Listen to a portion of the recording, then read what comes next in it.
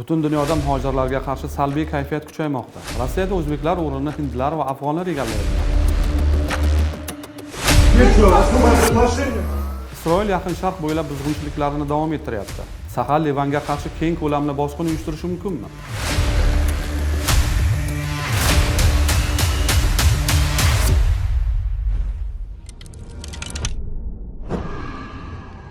Assalomu alaykum. Bugun yakshanba, noyabr oyining oxirgi kuni. 2025-yil yakunlanishiga sanoqli kunlar qolganida AQSh va Yevropa ittifoqida ksenofobiya va muhojirlarga qarshi kayfiyatlar yanada kuchaygan. Bu voqealar yana bir umumiy tendensiyani tasdiqlayapti. Migratsiya yana siyosiy ixtilofning asosiy yo'nalishiga aylanib, saylovlar, koalitsiyalar, byudjetlar va jamoat xavfsizligiga ko'proq ta'sir ko'rsatmoqda. Masalan, AQSh prezidenti Donald Tramp 3-dunyo mamlakatlaridan AQShga migratsiyani doimiy tanaffusga qo'yishni va'da berdi. Biroq u aynan qaysi davlatlarni 3-dunyoga kiritishini ochiq aytmagan. Donald Tramp qochqinlarni Amerikada ijtimoiy parokandalik keltirib chiqarganlikda ayblagan. Shuningdek, AQShga foyda keltirmagan har qanday shaxsni deportatsiya qilishga va'da bergan. Bundan oldinroq esa Tramp ma'muriyati 19 ta mamlakatdan AQShga ko'chib kelgan shaxslarga berilgan green kartalarni qayta ko'rib chiqishini ma'lum qilgan edi. AQSh fuqarolik va migratsiya xizmati rahbari Jozef Edlowning aytishicha, prezident unga xavotir tug'diruvchi mamlakatlardan kelgan barcha xorijliklarga berilgan green kartalarni to'liq va chuqur qayta tekshirishni topshirgan. Green kartalarni tekshirish haqidagi bayonotdan avvalroq esa Vashingtonda Afg'oniston fuqarosi 2 nafar Milliy gvardiya xizmatchisini otishda gumonlanib qo'lga olingan edi. Har ikki jabrlanuvchi askar ham og'ir tan jarohati olgan. Ulardan biri Sara Bekstrom kasalxonada vafot etdi. Gumonlanuvchi shaxs Rahmanullo Lakanval AQShga 2021-yilda Amerika qo'shinlarining Afg'onistondan olib chiqilishi ortidan tashkil etilgan afg'onlarga maxsus migratsiya himoyasi dasturi doirasida qochqin sifatida kelib qolgan. O'tgan haftaning chorshanba kuni esa AQSh Afg'oniston fuqarolarining barcha migratsiya arizalarini ko'rib chiqishni to'xtatib qo'ydi va bu qaror xavfsizlik protokollari va tekshiruvlari qayta ko'rib chiqilayotgani bilan izohlandi. Buning sababi sifatida esa Afg'oniston o'ta xavfli terrorchi tashkilotlar ro'yxatiga kiritilgan Tolibon tuzilmasi tomonidan nazorat qilinayotgani qayd etilgan. Shuningdek, Afg'onistonda pasport va boshqa fuqarolik hujjatlarini berishga mas'ul bo'lgan markaziy idora mavjud emasligi yoki hamkorlik qilishga tayyor emasligi, tekshiruv hamda saralashning yetarli mexanizmlari yo'qligi aytilgan. Donald Tramp har doimgidek afg'on qochoqlarining AQShga kiritilishiga ham Jo Bayden hukumatini ayblagan. Oldingi ma'muriyat dunyo bo'ylab turli davlatlardan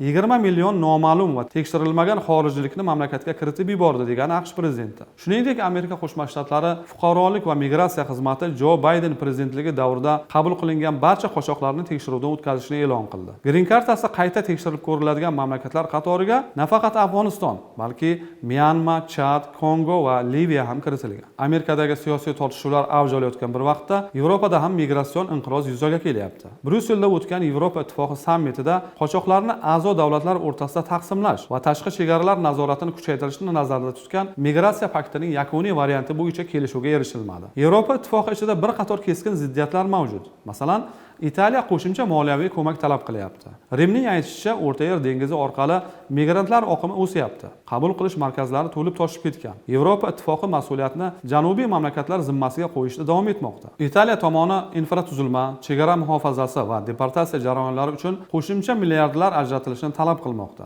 Gretsiya ham Italiya tomonida. Afinaning ta'kidlashicha, Egey dengizi yo'nalishi bo'yicha migratsiya tufayli mamlakat zimmasiga ko'tarish og'ir bo'lgan iqtisodiy yuk tushgan. Germaniya esa migrantlarni qayta taqsimlash kerak degan fikrda qat'iy turib olgan. Berlinning fikricha, agar Italiya va Gretsiya pul talab qilsa, ular migrantlarni qabul qilish bo'yicha majburiy kvotalarga ham rozi bo'lishi lozim. Bu esa an'anaviy ravishda majburiy kvotalarga qarshi bo'lgan Sharqiy Yevropada ham qattiq qarshilikka sabab bo'lyapti.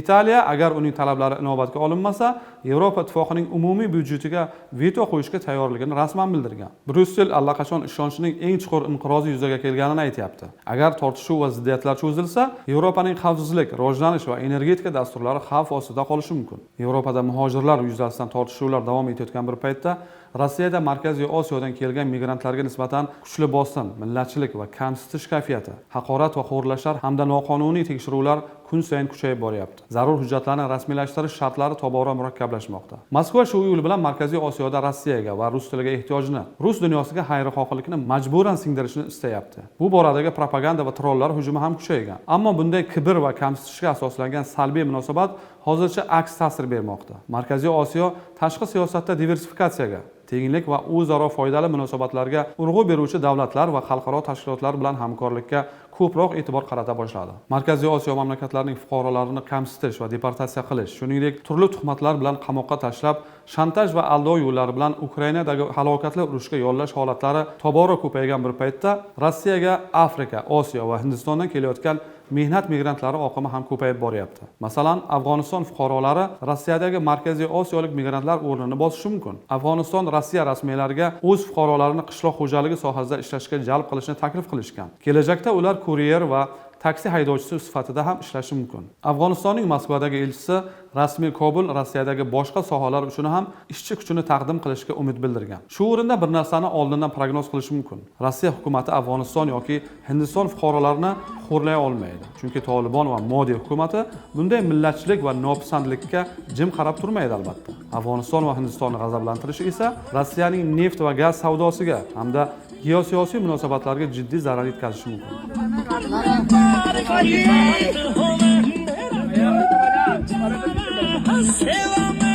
2025 yil noyabr oyi Yaqin Sharqdagi vaziyat hamon juda nozik bo'lib qolayotganini yana bir bor eslatdi. Isroil hamda Livandagi Hizbulloh Shia jangarilar harakati o'zaro raketa zarbalari almashdi. Sahal aniq nishonga oluvchi amaliyotlar o'tkazayotganini ma'lum qilgan. Ammo Livandagi manbalarning aytishicha, zarbalardan tinch aholi istiqomat qiluvchi turar joy dahalar ham jiddiy jabr ko'rgan. AQSh odatdagidek Isroilning o'zini himoya qilish huquqini qo'llab-quvvatladi. Xo'sh, nega aynan hozir keskinlik yuz beryapti? Ekspertlar bir necha omillarni qayd etishadi. Birinchi omil Shimoliy frontdagi bosim bilan bog'liq. 2025-yil kuzida sodir bo'lgan bir qator qurolli to'qnashuvlardan so'ng Livan Isroil chegarasi beqaror bo'lib qoldi. G'azodagi tinchlik sulhi shartlarini hozirgacha deyarli 500 marta buzgan Isroil Livan havo hududini ham hech bir istiholasiz buzishda davom etyapti. Garchi bahona Hizbulloh bo'lsa ham, Isroilning bu harakatlari Yaqin Sharq mintaqasida Isroildan boshqa harbiy qudratli davlatni qoldirmaslikka urinish xolos. Isroilning xalqaro huquq me'yorlarini muntazam oyoq osti qilayotgani va jazosiz qolayotgani mintaqada tinchlik o'rnatilishiga asosiy to'siq bo'lib qolmoqda. Xo'sh, Isroilning Livandagi keyingi buzg'unchiliklari qanday oqibatlarga olib kelishi mumkin? Birinchi ehtimoliy ssenariyga ko'ra, Isroil Hizbullohning raketa infratuzilmasini yo'q qilishda davom ettiradi. Guruh esa ramziy ammo deyarli zararsiz hujumlar bilan javob qaytarib turadi. Ta'kidlash lozim, bunday boshqarilgan mojaro 2021-yildan beri davom etib kelyapti. Hizbulloh tashkiloti va Eron Isroilning o'z agressiyasini oqlab turish uchun kerak bo'ladigan foydali raqiblardir. Isroil ularni chalajon holatda ushlab turadi xolos. Butunlay yo'q qilib tashlamaydi. Aks holda go'yoki Isroilning xavfsizligiga tahdid soluvchi dushman qolmaydi. Ikkinchi ssenariyga ko'ra, Isroil faqat raketa zarbalari bilan cheklanmasdan quruqlik orqali ham Livan janubiga bostirib kirishi mumkin. Uchinchi, ammo ro'y berish ehtimoli juda past bo'lgan ssenariyga ko'ra, katta mintaqaviy urush boshlanib ketishi ham mumkin. Mojaroga Eron, Suriya, Iroqdagi Shia guruhlari va Yaman xusuylari ham tortilishi mumkin. Bunday formatdagi mojaro jahon neft bozorlariga, xalqaro savdo oqimlariga va mintaqaviy xavfsizlikka kuchli zarba beradi albatta. Ammo takroran aytamiz, buning ehtimoli juda past. Masalan, Eron Isroilning yozda bergan zarbalardan hamon o'ziga kelgani yo'q. Suriyada ham Ahmad Asharaning yangi tuzumi o'z legitimligini mustahkamlash bilan ovora. Iroqdagi Shia jangarilari esa kim pul bersa o'shaning topshiriqlarini bajarishga kirishadi xolos. Shu paytgacha Tehron ularni ta'minlab turgan edi. Ammo Eron hozirgi vaziyatda moliyalash hajmini ko'paytirishga xohish katta emas. Xulosa qilib aytganda, Isroil-Livan chegarasidagi vaziyat oddiy lokal insident emas. U ancha keng qamrovli jarayonning bir qismi hisoblanadi. Isroil o'z qo'shinlariga qarshi tajovuz ko'lamini kengaytirib boraveradi.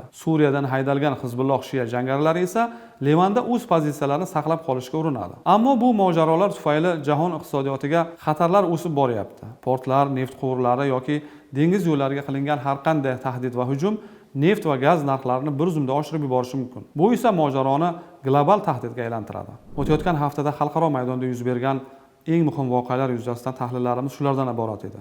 Keyingi dasturlarimizda ko'rishguncha xayr.